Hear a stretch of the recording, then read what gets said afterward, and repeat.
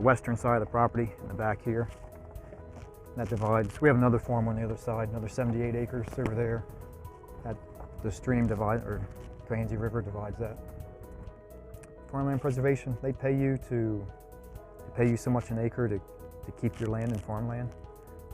Another house can never be built on it. The only way another house can be built, if you have a house existing there, if it happened to burn down, tornado took it, whatever, you can rebuild that house. 95% of the nursery gets solar. Electric companies get fined for not having enough renewable energy. Every year, supposedly New Jersey's up in it, how much they have to have as renewable energy. 5,000 cubic yards, the township, we take all their leaves, they dump them, and we take a manure spreader and spread it over anything that's empty for the coming year. Nick did have us on Facebook. I know he had the recycling on there and the solar and the leaves, there's people that like that kind of stuff, as far as customers, and I thought it might be good just for them to see that we do all that. Probably about 75% of what you see outside stays outside. These are our propagation houses. We probably propagate 50 to 60% of what we grow. All this will be potted next spring of 2014. And these frames are things that don't need heat in the wintertime, so we stick in there and that stays in there with no heat this winter.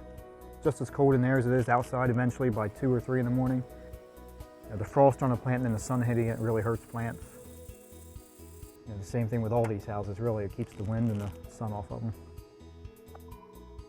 This is a new house he built 2 years ago. It's all floor heat. The roof opens up by itself automatically when it gets over 70 degrees. Yeah, it's the PEX tubing that runs the warm water through. We do all our potting in the potting shed. But other than our propagation, we bring things in from Minnesota, Oregon, a little bit from Tennessee. I guess there's about 20 acres of containers.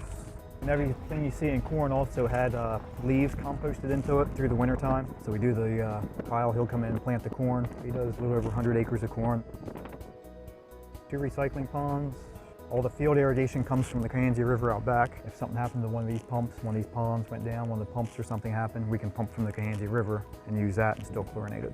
Everything trickles through the stones, that kind of filters it a little bit and then ends up into the pond. From there it's picked up, pumped out and recycled goes through the chlorination system. It all runs into the recycling ponds, but then some of it is well water that's going on and ends up going into the pond. But different zones have recycled water and some zones don't.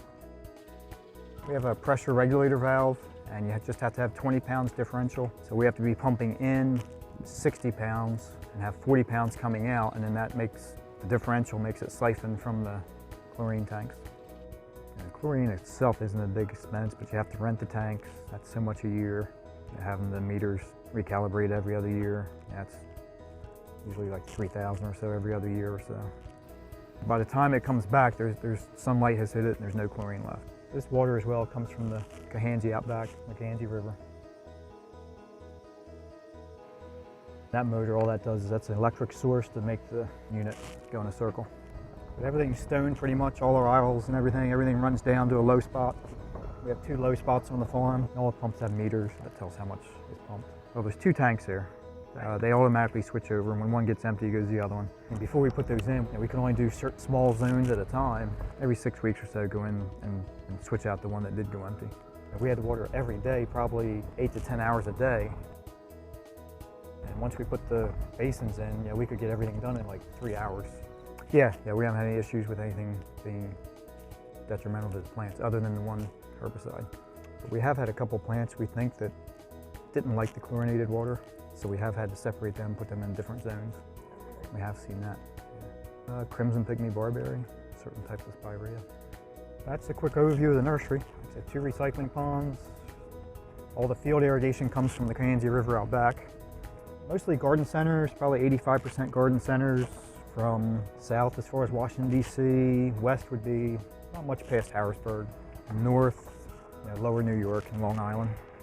But other than our propagation, we bring things in from Minnesota, Oregon, a little bit from Tennessee. And I just went to the Soil Conservation Office. I went there and talked to them. And they were great. They just came out and looked at the property and said there was grants available. And I think one was done in 2000. At the end of 2000 we were done, and the other was 2001. We did them a year apart. And it was kind of simple to see that we needed 2 basins that way. chlorination, I just knew that other nurseries were using chlorine as a additive too for protection. And back then they were talking about you were going to have to contain all your water, and I just wanted to stay ahead of it. That was one of the other reasons too, because they said you were going to have to do it. So at that point, especially if there was funding there, I wanted to do it then, take advantage of it. Just plan ahead, because I didn't plan ahead for the houses that are behind there. I said I'm losing some water out the back. Just when I put the ponds in, I kind of planned for here and now. I didn't plan for 8 or 10 years down the road. That'd be the only thing I could say, is to kind of look forward 10 years if you could, what you might do later as far as where to put it and how to set up the land.